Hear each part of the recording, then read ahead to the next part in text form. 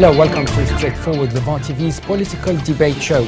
Last week, we started to see the ripple effect of the Iran nuclear deal as Foreign Secretary Philip Hammond attended a ceremony in Tehran with Iranian diplomats to mark the reopening, while Iran has also reopened its embassy in London. At the ceremony, Mr. Hammond said the attack in 2011 had been a low point, but since the election of President Hassan things had steadily improved step by step. Mr. Hammond then said last month historic nuclear agreement was another milestone and showed the power of diplomacy conducted in an atmosphere of mutual respect to solve shared challenges. Will Britain be able to charm Iran when it comes to the race to foreign investment in there? And what are the obstacles and limitations of economic ties with an Islamic nation like Iran? How will other countries in the West benefit from the deal, and will Iran make sure it's a win-win situation? To discuss those economic and political relations, I am joined today by Dr. Nasser Al-Kalawoon, Professor of Economics at London University, and Mr. Robert Olds of the Bruges Group here in London, and also member of the Conservative Party. Welcome on Straightforward again. Before we get into our discussion today, let's have a look at this brief report on Iran. We will work together to deal with the scourge of terrorism. International sanctions on Iran could start to be lifted as early as spring next year, British Foreign Minister said on Monday, as Tehran and the West rebuild their ties and potentially open up billions of dollars of trade deals. Six world powers struck a deal on July 14th in Vienna to lift sanctions in return for Iran to limit its nuclear activity that the West suspected was aimed at creating a nuclear bomb. Speaking a day after raising the British flag at a reopening ceremony at Britain's embassy in Tehran, British Foreign Secretary Philip Hammond said he expected Iran and the United States could endorse the deal by October. Combined with Iran meeting its commitments in the deal, that could see the start of trade restrictions being lifted. A range of restrictions on Iran have been imposed over several decades, dating back to 1979, when Iranian students stormed the US embassy in Tehran. Oil-related sanctions were imposed by the United States and the European Union in 2012. Eyeing deals between British firms and Iran, particularly in the oil and financial sectors, Hammond said preparatory work should be done ahead of lifting sanctions so investment can start to flow as soon as the measures are removed. European firms are racing to secure business opportunities in Iran after the UN Security Council adopted the historic deal. The deal between Iran and six world powers, led by the United States, must be approved by Iran's top security committee and parliament before it can be finally implemented. Iran's deputy foreign minister has urged a speedy approval in Tehran so that blame for any failure falls on US lawmakers who have until 17th September to formally weigh in on the agreement. Mr. Olds, let's start by talking about the nuclear deal when it comes to its context and its framework, and how it's best, in your opinion, for Britain to look at it today. Well, this nuclear deal could have been reached 10 years ago. Back in 2005, Iran offered Britain and the European Union a solution to this ongoing crisis.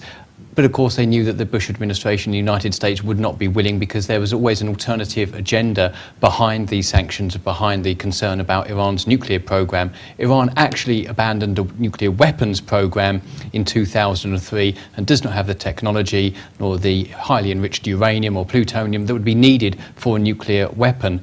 Really, this is a civilian nuclear program that, of course, is advanced, but of course, is not a nuclear weapons program. Of course, other countries have concerns about Iran developing its nuclear technology, but as things stand, this is not a nuclear weapons program. So really the sanctions are misplaced, and this crisis has been resolved 10 years too late, really.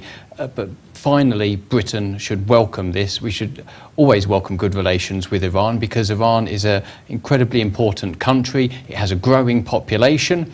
It has a very large proportion of people who speak English, has a sort of global outlook. It is not an aggressive country invading other states, although neighbouring countries do follow that policy. Iran does not.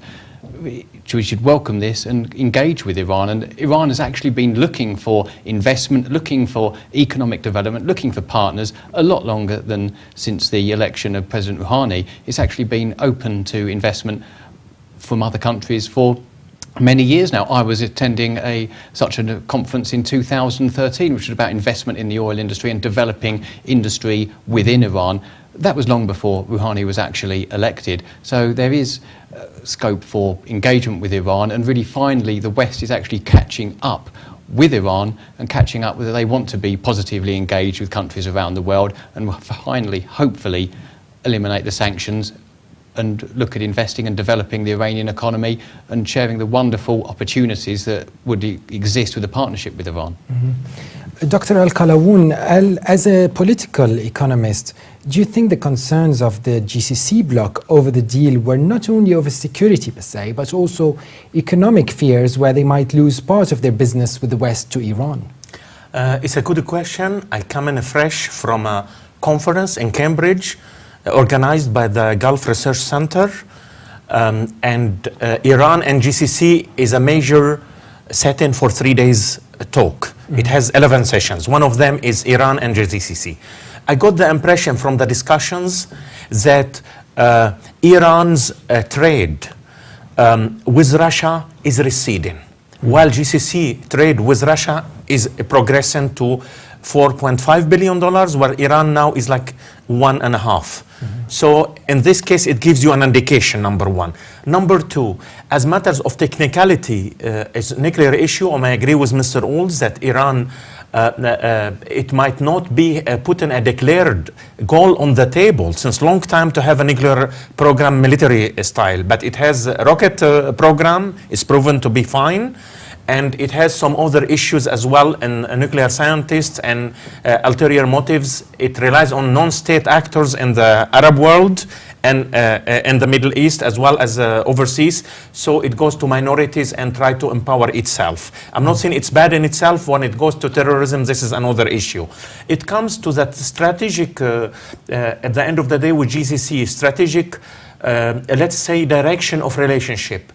Former President Khatami tried with King Abdullah 10 years ago to have a kind of rapprochements regardless of the Bush administration, kind of red line to any rapprochements with Iran. It was not successful for Bush administration opposition, and number two, the hardliners in Iran opposition. It didn't produce results. But however, there were attempts by the GCC to find a common ground and resolve issues of regional security, Arab security as well in Lebanon, in Iraq and others. It didn't come to fruition. In my belief, for having two kinds of Iran or two elites in Iran fighting, the radicals and the moderates, and each time they rotate with one another. So you get the same kind of declaration to have business with everyone, but at the same time, Iran wants a relationship with the West, but the expense of Israel and the Arab bloc, and it might have its own way for the short term now. But do you think business will be lost to Iran because of this stance that the GCC is taking at the moment? We see a huge appetite for Iran from Germany, from Britain, and the West in general. Do you think the GCC might regret its stance over the nuclear deal? I don't think so. There is a kind of damage limitation exercise now. There are other negotiations trying to push the Americans to give guarantees to restrict Iran's kind of freedom of maneuver in the Middle East. Iran does push Kuwait, Bahrain, Saudi Arabia internally, and push Yemen as well, push Lebanon, the Lebanese government. So it has its own. I think there is a now kind of time to get concessions from Iran on these issues. It's pity it was not done before, as the Arab states wanted to have. So it's a kind of additional issue. But I agree. So the biggest problem in countries like Bahrain and Yemen are probably Saudi Arabia rather than Iran. It's Saudi Arabia that's effectively occupying Bahrain, not Iran. Well, this is debatable in one thing, because as I said, Iran relies on non-state actors. So in a way, legally speaking, yes, it's not doing anything bad as matter sending armies. I agree, even in Iraq it doesn't send. However, General Soleimani of Al-Quds Brigade moves freely in Iraq, in Lebanon, in Syria, everywhere. So in a way, he kind of coordinator of Iranian, let's say militia activities around to it. Arguably fighting the non-state actors of Saudi Arabia and Qatar And those non-state actors are Al-Qaeda and ISIS, and they're a bigger threat to people's human rights than any organisation that has the support of Iran. And of course, when it comes to Syria, Iran is actually backing the government of President Assad. Of course, there's controversy surrounding that, but it has more support, arguably, than ISIS and these other organisations that are being supported, these really vicious terrorists that are being supported by the West's so-called allies in the Gulf states. When we mention non-state powers like ISIS, obviously, and not comparing, of course, but Hezbollah, for example, as a proxy for Iran in the region, can we say that they both, in the eyes of the West, have this problematic factor of being an Islamist power, in the sense how they become radical? Well, the West has actually been very sympathetic to Islamists in Syria, wanting to support or turn a blind eye, at the very least, to Salafists, that because they Sunni various extremists, because they want to stop the growth of Iran, and of course Iran is a Shia power predominantly. So really the West is actually, in some sense, is turning a blind eye, and it did turn a blind eye to Salafists in Syria until, of course, they started to undermine the American project in Iraq, which had largely failed. But we need to have a new paradigm of who we're looking at, who our allies are. Hezbollah is, of course, still labelled a terrorist organisation by the West, but in Syria, Hezbollah are protecting Christians, whereas the biggest threat to Christians is coming from ISIS and Al-Qaeda-backed organisations such as the Al-Nusra Front. So that's really a big change in a situation, and the West really needs to catch up with what's happening on the ground, recognise that we need to evaluate who our true friends are in the Middle East, and really the friendship that we have with countries such as Saudi Arabia, Qatar, even elements in Kuwait, is serving us very poorly. But you, as a member of the Conservative Party, do you blame someone when it comes to such foreign policy? You said it doesn't really serve, especially close links with Qatar when it comes to foreign policy. Do you approve of those in the party? Well, it's very disappointing when David Cameron met the Emir of Qatar, when, of course, at the very same time, Qatar, not possibly the Emir, but elements within Qatar were directly funding Al-Qaeda and ISIS.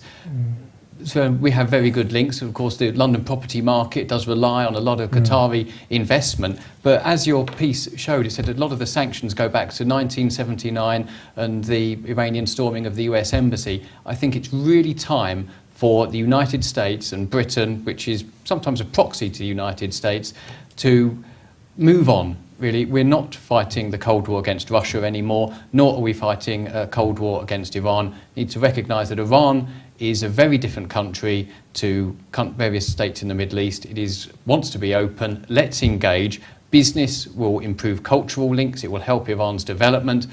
In the future, we'll have far better friendship with Iran than we will possibly with a country like Saudi Arabia, which has a far worse human rights record and, of course, a record of sponsoring the biggest threats to the region and, of course, the West as things stand, because the elements in that country have been very favourable to Al-Qaeda, and of course ISIS is actually an offshoot of Al-Qaeda.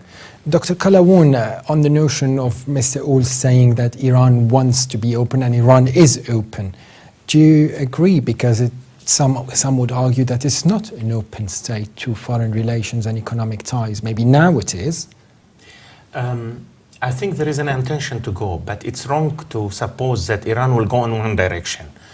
Over 30 years or 40 years, Iran goes into dual ones, going into being a hardliner in some respects and being very pragmatic on one.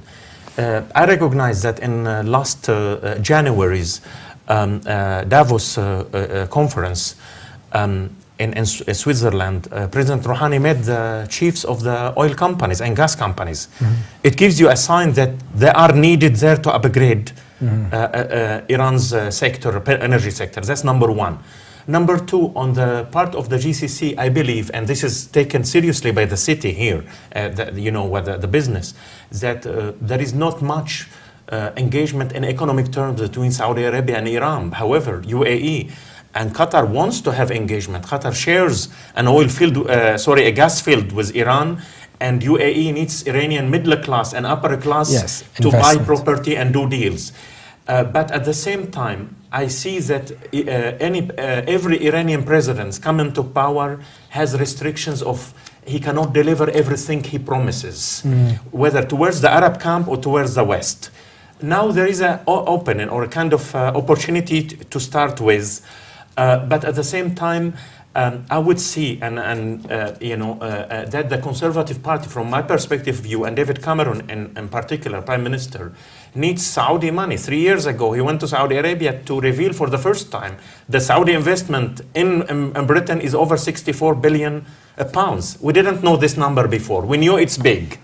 So it tells you that for me, the UK is a kind of the wealth manager of Saudi Arabia, of the Qatar. GCC, and it wise now to be of Iran. And this is win-win situation. The big question, can it keep it now in matters to push Iranian moderation and produce peace in Syria and Iraq and somewhere else? I'm doubtful to get anything in the short term.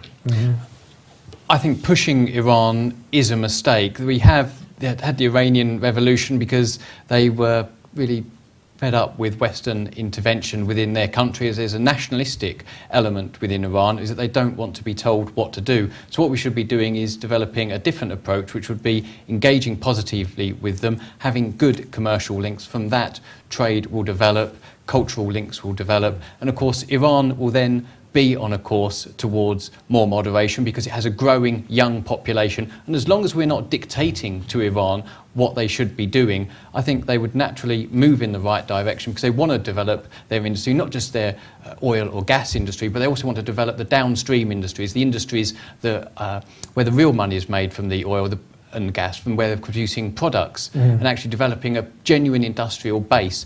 In the future, we could look at Iran and we talk about the BRICS, Brazil, Russia, India, China and South Africa. We could add Iran to that as an extra eye. Iran does have a future that's looking very good, and we should be positively engaging and not dictating to them. Well, speaking of the future now, the stance of Germany, for instance, during last month's visit of German Vice Chancellor and Economy and Energy Minister, Mr. Sigmar Gabriel, is that economic ties with Iran depend on Iran improving its relations with Israel. What do you think of this intertwining here, and do you think Britain will follow suit on this matter? Well, Germany is looking to develop economic links there. Of course, there's been a lot of, I think, hysteria about Iran and Israel, saying that Iran was threatening to wipe Israel off the map. That's actually a misquotation from a former president, actually talking about ending the Israeli occupation of what they consider to be the Islam's holy places in Jerusalem. That's a very different statement. So there is a antipathy between some elements of Iran and Israel, but then Israel is recognised by very few states within the Middle East, although it does have an alliance at this moment in time with various Gulf states and various of those corrupt monarchies. Unofficial alliance, but it seems that they're following the same policy. They're all trying to encourage the United States to take a stronger position against Iran, and in a sense Israel is playing the bad cop in the game that the Sunni elites of these Gulf states are playing in Iran, where they're trying to isolate Iran and I think trying to settle religious scores that go back centuries. But then mentioning alliances, could they not have just common interests on that particular notion? Because their fears are similar, be it security or the economy, when it comes to this deal. So, but you said that they are alliances. They're under-the-table alliances, as you mentioned. They're not official because they don't actually recognise the state of Israel. But it does seem that they're working very closely together. We saw that the Saudis were involved in supporting the overthrow of the Muslim Brotherhood rule in Egypt and putting back into power the army, which has always been good relations with Israel. The Egyptian army has had recently, anyway, good relations with Israel. So it does seem that there is some kind of alliance, and they're really not pushing for the destruction of Israel at all. There is, or for the creation of a Palestinian state. There is good relations, I'm sure, between Israel and various Gulf states. Dr. Kalaoun, how would you describe Iran's investment infrastructure? Now, in January 2014, last year, I hosted Professor Anoush Ehteshami, and we were talking about back then a potential interim deal that was after Mr. Rouhani became president, and what was considered as Mr. Rouhani's charm offensive, so as to get the ball rolling when it comes to the deal. Now, how would you describe the infrastructure, and is the country's Islamic nature compatible with the global business culture? Now, Mr. Ehtishami said there's a lot to be done in Iran so that it will eventually develop the right framework to absorb large-scale investment. So what do you think also when it comes to the Islamic nature of Iran and the culture of foreign investment? Well, since Iran is having a kind of youth generation like Saudi Arabia, like Egypt, which Yes. means high proportion of 75% are between like 15 to 28 years, which means high expectations. And this kind of group, if you don't have enough investment in short term to satisfy their own aspirations, you get social troubles as it happens everywhere. In Brazil and anywhere, demonstrations, regardless of the Islamic nature. Nobody in Iran disputes kind of the ideology of the regime.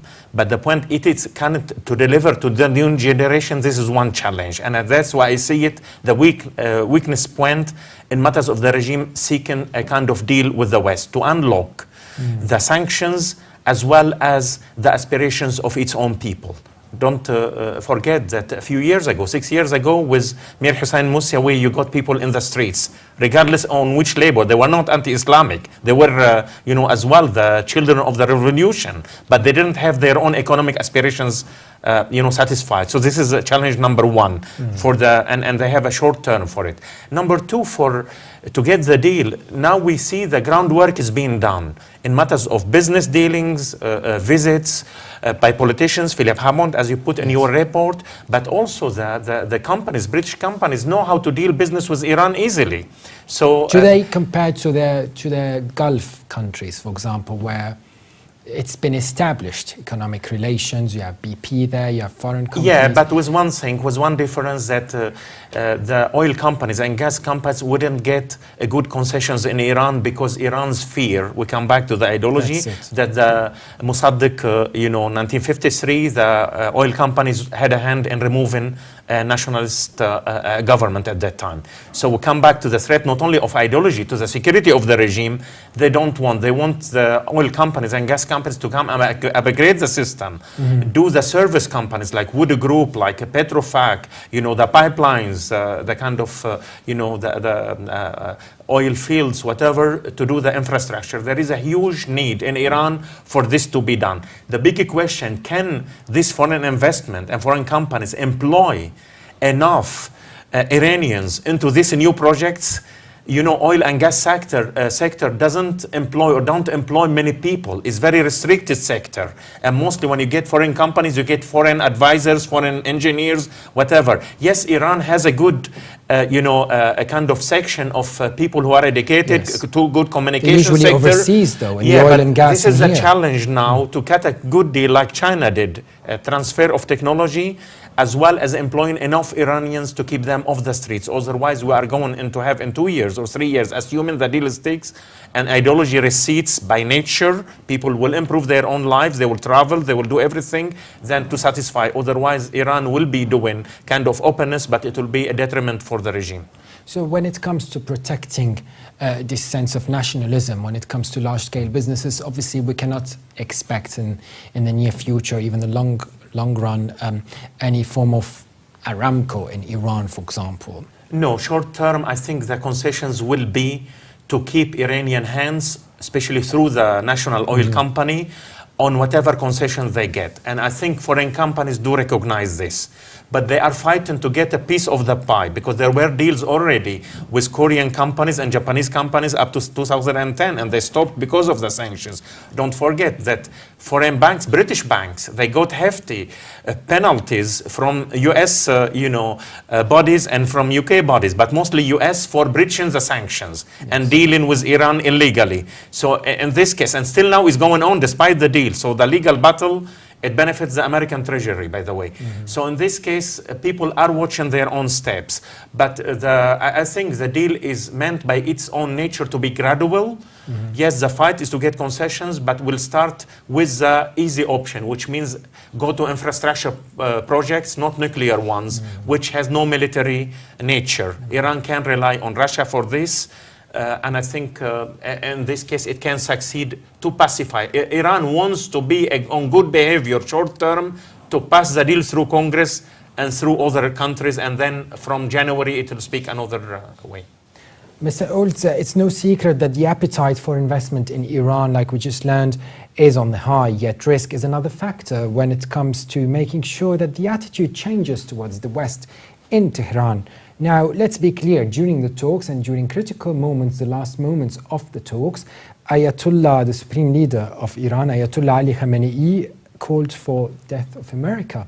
And he does have his influence, especially amongst the youth, which are the majority in Iran. Now, under such not so positive stances, is it safe to set a multi-million-dollar business in Iran that might perhaps be sabotaged, boycotted, or even burned down by some radical groups? That's regularly quoted, but Iran has very considerable infrastructure already. When I was there over 2.5 years ago, they were talking about privatization, talking about getting private investment, developing industry in a partnership with the West. It was very much not about asking just for Western money into Iranian businesses, but actually looking at models of private investment. They want to fully engage.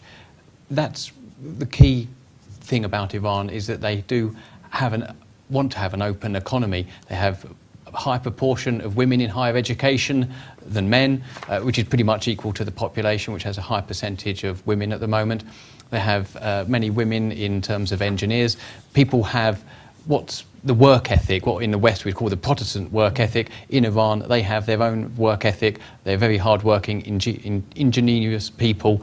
They want to develop their economy because partly the regime, of course, does recognise that economic growth is a key factor to power. Most governments are there on the commitment that they will deliver a better future for its young people and a growing economy. But also, they also recognise, because I've seen this evidence, that if there is economic growth, then that eliminates poverty, then that actually eliminates people who are living in awful conditions. That is one of the key aspirations of the Iranian government. And so it really does make sense to get involved. It makes sense for everyone. It gives them the political position that they want, but of course it will also lead to an organic change. This is what the West should stop trying to force change upon Iran, because the Iranians don't want to be told what to do. We should engage with them, and change will happen organically within the own country from Iran, at its own time, at its own speed, but not through the Western policy of regime change and interference in countries, which has proved to have failed in every single state where it's been tried. And now let's move to our next section. During the reopening of Britain's Foreign Secretary Philip Hammond of the UK British Embassy in Tehran, he said there were no limits to what Britain and Iran might achieve together over time, though they wouldn't always agree. But for many Iranians, the compound with the lion and unicorn on the pillars of the gate of the embassy is also a symbol of Britain's past meddling in their country. As a precaution, riot police were lined up outside the gates of the British Embassy in Tehran, and inside, graffiti left by radicals who invaded it in 2011, just 4 years back, is still on the doors, and paneling above a portrait of the Queen is the message, "Death to England." So how is England going to reshape Iran's attitude towards its foreign policy? Who amongst Britain's political parties are going to get it right when it comes to Iran between Labour and Conservative, and who amongst the regional players in the Middle East might have high potential in doing business with Iran? Mr. Olds, on this note, let's talk about Britain. Some say it's a good thing having a Conservative government as the deal with Iran took place finally. Now, the Conservative Party is seen as usually more open, arguably, and more looking towards the future of better relations with global players. Now, be it diplomacy or economic ties. How would you elaborate on this? Well, hopefully the Conservative Party would go back to its roots and recognise that conservatism is not about neoconservatism, which was all about radical changes and imposing a will on another people, of course, which actually originates from the left. The true conservatism comes from the philosophy of Edmund Burke, which is about gradual organic change and the fact that institutions exist for a reason, and it's best not to sweep them away as they were in, say, for instance, the French Revolution. Mm-hmm. So really a true conservative recognises that we need good relations with Iran, and rather than follow the Blairite policy of so-called liberal interventionism, which was one of really neoconservatism, where they're imposing their will on other countries, which has had disastrous results. Mm. So the Conservative Party is, of course, also the party of business. It is the party of encouraging economic growth. It is the party of investment in the private sector, because that delivers better outcomes for all. Of course, many at the top will benefit the most, but people at the lower end of the income spectrum will also benefit, and that's the best way to generate a prosperous economy, which is also the only way that you can have an economy that can provide efficient, good quality public services if there's a good, strong tax base from a growing economy. So the Conservative Party should, of course, abandon the ideology of Tony Blair and George Bush, and which were, of course, American, but of course Tony Blair was Labour, and follow the path of recognising that we need to engage positively. We need to recognise that other countries have a different way of doing things at a different pace, at a different time, and just engage and try and make money, which would be to the better of Britain and, of course, Iran as well. Do you think in the future, when it comes to the Labour Party and where Mr. Jeremy Corbyn to win the leadership of his party, obviously this is a gentleman who looks at things internally. Do you think he will have the same tact at making the best out of this opportunity with Iran as the Conservative Party, you just argued, will? Yeah, I knew Jeremy Corbyn approximately 15 years ago. I knew him well through charity work that we were both engaged in here, supporting a charity that I was involved with. I think he will have a common sense approach, not an imperialist approach. And I think either way, I don't think Jeremy Corbyn will necessarily ever be Prime Minister, although he may actually be the Labour leader, and that's probably a very likely outcome. They'd be the leader of Her Majesty's opposition within the United Kingdom. But either way, I think the future would be positive engagement with Iran from the United Kingdom, and that's to be welcomed, because for a long time, you mentioned earlier about the mistrust that Iranians have towards Britain. Well, this is something that's actually deeply ingrained in their culture, going back over centuries, about British bullying of Iran, going back to Britain trying to secure the Raj in India, trying to limit Iranian involvement in Afghanistan, which of course hasn't worked out well, and going also to the overthrow of Mossadegh, which was of course funded by the CIA, but the main impetus for that came from the United Kingdom. And this is so deeply ingrained within Iranian culture that there was actually an Iranian television program going back a number of decades now, excuse my pronunciation, but Darji Napoleon, Uncle Napoleon, where everything that bad happened to Uncle Napoleon, which was this elderly gentleman in this series, he always blamed on the British. And that was, of course, a funny programme, but it was making a statement about a real situation where people in Iran have not trusted Britain. So this is a good opportunity for the UK to improve its relations with Iran, to say, look, we're not going to negatively interfere in your country, in your internal politics, we're just going to trade with you. And then, of course, this is a new opportunity for us and a good opportunity for Iran as well. Dr. Kalawoon, now the infrastructures in the economies, for instance, the new economies, the oil economies in the UAE particularly proved a success when it comes to telecommunications, logistics, travel and construction and the petrochemical sector. Now, I mention the UAE due to business-friendly relations and the contribution that Iranian skill has been seen throughout the building of the UAE and Dubai particularly. Now, do you think we could see large-scale business deals between the two countries vis-à-vis what is aspired to by the West? Do you think the UAE will have a chance there? Well, there are two views on this, that UAE and Dubai in particular benefited from sanctions by cutting through deals behind the eyes of the sanctions with Iran, which made good profit for UAE traders and for Iranian traders. Now there is a view to say this one, it won't last because everything will be on the table and Iran doesn't need UAE brokers in this way. And I may disagree with this a little bit because there are other venues of cooperation. As I said, with Qatar, there is a gas field. Now there is a tension with Kuwait, there is a gas field as well. So if you take away the poisonous relationship and Iran changes its own behavior and GCC give away through Iranian new behavior, suspicions, I think economic cooperation be benefit to everyone. I have been attending here in London for a long time, many exhibitions from tourism to food stuff to aviation to security, and Iran was absent from every one of them. There is no Iranian pavilion in any of them, which means Iran not in the international economy. Doesn't mean Iran is not important, but I mean it was prevented or it didn't have the wish or the the strategy to be there. Now this one will be open. No wonder Qatar is everywhere having big pavilions, whatever. Iran can do it. It has the manpower, it has everything behind it. So I agree with you, investment, and I think this is a winning card with GCC. It means also reducing defense budgets on both sides of the Arabian Gulf and from the Persian side as well. This will benefit the peoples of both both blocks, as they are high spenders of buying military hardware. Nuclear power program in Iran is highly costly. So I see that taking away the military and the regional tension and sectarian tension will benefit both blocks, not only UAE. Not to forget there is a religious tourism as well.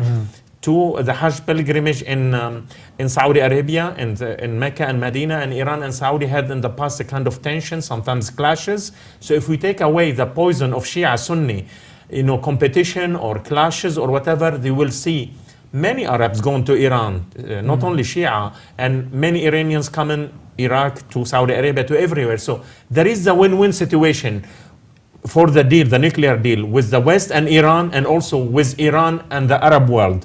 I think now there is a kind of way to have a kind of annex to the deal to say to Iran, be good to the Arabs. It's not out of generosity or ihsan, or charity, but it's a way to be win-win to otherwise you have the tension around the Suez Canal and the Red Sea, and everybody would be losing. So I think Iran is on a good test to prove that it can do according and behave politically and economically according to international norms. And the big gift was it to enter into World Trade Organization, an organization and other bodies which let Iranian exports flourish and encourage it through trade. And there's a larger expatriate presence also from the Iranian community in the GCC, particularly in the UAE, so it's always good also to obviously, keep the when I was in Dubai or Abu Dhabi, I got Iranian traders giving me favorable treatment because I'm Lebanese. So it tells you how the regional feelings can be built up of being on the good behavior side. It's easy and can be done. Definitely. Mr. Ols, my last question today, where do you see all of this going? Israel's Prime Minister is adamant to try anything for sanctions on Iran to remain in place. So obviously, Mr. Netanyahu, will this put the West in a position with Israel when it comes to those investments? And what's the best way out of it vis-à-vis Israel, of course? Benjamin Netanyahu is currently a massive impediment to peace in the region. His intransigence in Palestine, as many people call it, is just really not very helpful. But then really, when people chant death to Israel and death to America, so that's regularly chanted, but that's been happening for quite some time. But that's not actually a recognition of foreign policy. People share those opinions around the world in many different countries. That doesn't necessarily represent the actual government and what's really happening on the ground about wanting to have a positive engagement. That's what we can quite clearly see from Iran, which is perhaps one reason why in the Iranian elections there was, of course, 4 so-called hardliners splitting the vote and only 1 moderate allowed to stand. Naturally, the moderate would win under such circumstances. It seems that the leader of Iran was, of course, and the council that decided who could stand in the presidential elections was actually perhaps pushing for a moderate to be elected as the most likely outcome. That's really a difference that would need to be taken into account, and we need to see that really Israel is actually isolating itself at this time. President Obama in the United States recognises that before he leaves office he must solve this problem. It's a very controversial issue in the United States. There's a massive campaign about whether the sanctions should be put in place or kept in place or abolished. The Hollywood actors are involved, senators are involved, the normal interest groups are involved. Obama recognises he has to solve this. This has to be his legacy to the world before he leaves office in a couple of years' time. That's something that he must actually deliver on, and hopefully it will be delivered, and hopefully the extremists in America who are following the Israeli line, or the line of Benjamin Netanyahu rather, will not scupper this deal. But what's the best way out of it, again, when it comes to Israel? They're still not happy with you doing business with Iran, for instance. Well, it becomes a point where Israel is, well, Benjamin Netanyahu, really not all Israelis, but Benjamin Netanyahu is being somewhat ridiculous when he talks about, in Iran people can't wear jeans. Just a ridiculous statement. It becomes hysterical. It becomes a point where we cannot allow Israel to have, or Benjamin Netanyahu rather, to have a veto on Western foreign policy. Human rights are an issue, though. Never mind jeans. But human rights are an issue in Iran. They are an issue across every single state, and yet Israel has under the table alliances with countries that have far worse human rights record than Iran. America has as one of its closest allies, of course, Israel, which has many aspects of human rights abuses against some Palestinians. Of course, and America has good relations with Saudi Arabia. Human rights is only a smokescreen for a further crackdown from various elements on what they see as the growth of Iranian and Shia power within the Middle East. But actually they're fighting the wrong battle, and they need to recognise that it wasn't the Iranians that were committing atrocities against the United States, such as 9/11. It's not the Iranians who are involved in the human rights abuses in Syria or Iraq. It's actually the Salafist groups, which America, through ignorance or inaction, has actually allowed to prosper. As this interesting discussion comes to an end, I'd like to leave us with an American point of view, now that you mentioned, on the nuclear deal, with a comment by Doreen Kent Duncan from the Wall Street Journal. The nuclear deal, quote, did not say Congress approval was necessary for it to take effect. For that matter, it's already taking effect. Some countries have already promised weapons, and many are attempting economic dealings. Iran is in pretty good shape, thanks to our so-called president. Of course, she's referring to the deal's main driver, President Barack Obama there. Let me thank our guests here at the studio, Dr. Nasser Al-Kalawoon, Professor of Economics, and British military historian, Mr. Robert Olds. Thank you very much. Also a councillor in the London Borough of Hounslow and the director of the Bruges Group. Stay tuned to Straightforward for more discussions on matters that matter in the Middle East. And I'll be with you again soon. Bye for now.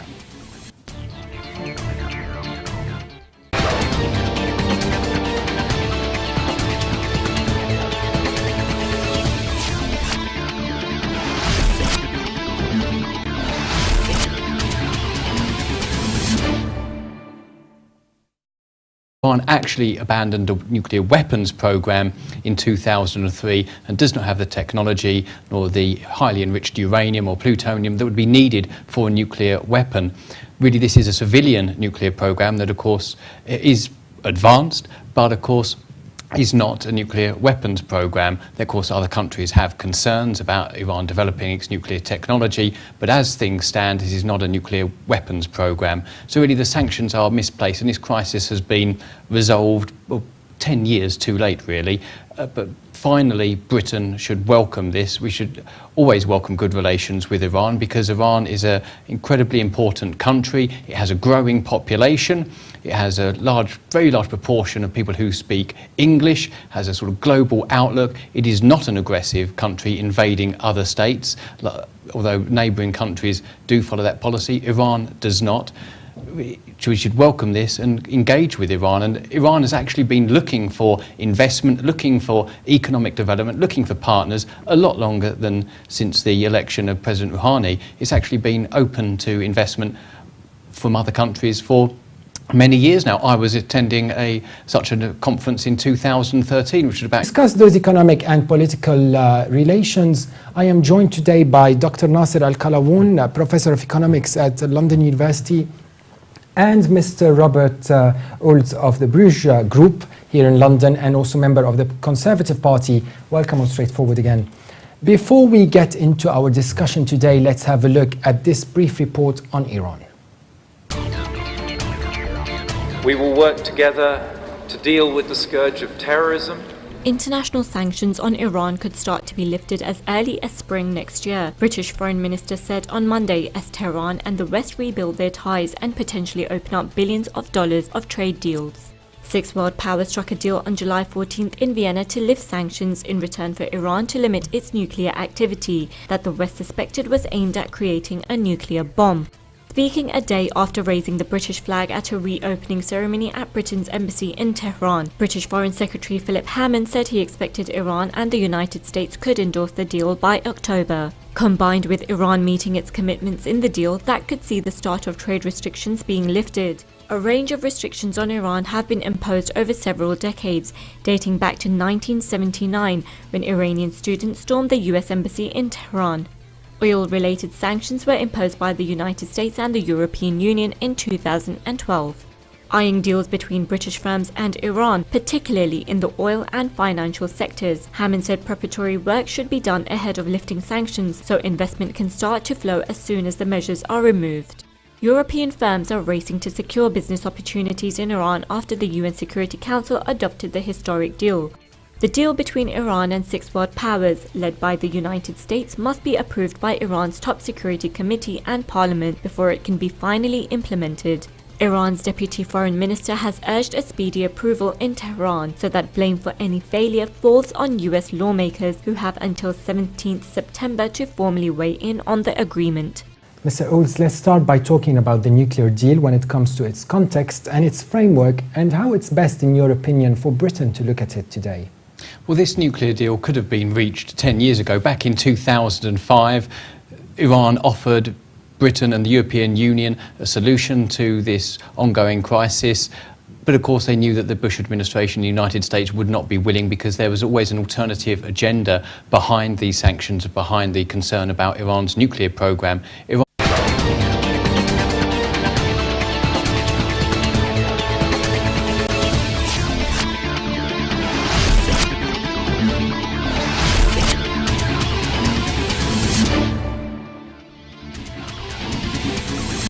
Hello, welcome to Straightforward, Levant TV's political debate show. Last week we started to see the ripple effect of the Iran nuclear deal as Foreign Secretary Philip Hammond attended a ceremony in Tehran with Iranian diplomats to mark the reopening, while Iran has also reopened its embassy in London. At the ceremony, Mr. Hammond said the attack in 2011 had been a low point, but since the election of President Hassan Rouhani, things had steadily improved step by step.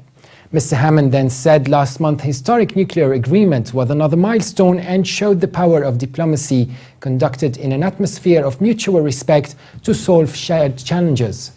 Will Britain be able to charm Iran when it comes to the race to foreign investment in there? And what are the obstacles and limitations of economic ties with an Islamic nation like Iran? How will other countries in the West benefit from the deal, and will Iran make sure it's a win-win situation? Investment in the oil industry and developing industry within Iran, that was long before Rouhani was actually elected. So there is scope for engagement with Iran, and really finally the West is actually catching up with Iran and catching up whether they want to be positively engaged with countries around the world, and finally, hopefully, eliminate the sanctions and look at investing and developing the Iranian economy and sharing the wonderful opportunities that would exist with a partnership with Iran. Dr. Al-Kalawoun, as a political economist, do you think the concerns of the GCC bloc over the deal were not only over security per se, but also economic fears where they might lose part of their business with the West to Iran? It's a good question. I come in fresh from a conference in Cambridge organized by the Gulf Research Center. And Iran and GCC is a major setting for 3 days talk. It has 11 sessions. One of them is Iran and GCC. I got the impression from the discussions that Iran's trade with Russia is receding, while GCC trade with Russia is progressing to $4.5 billion,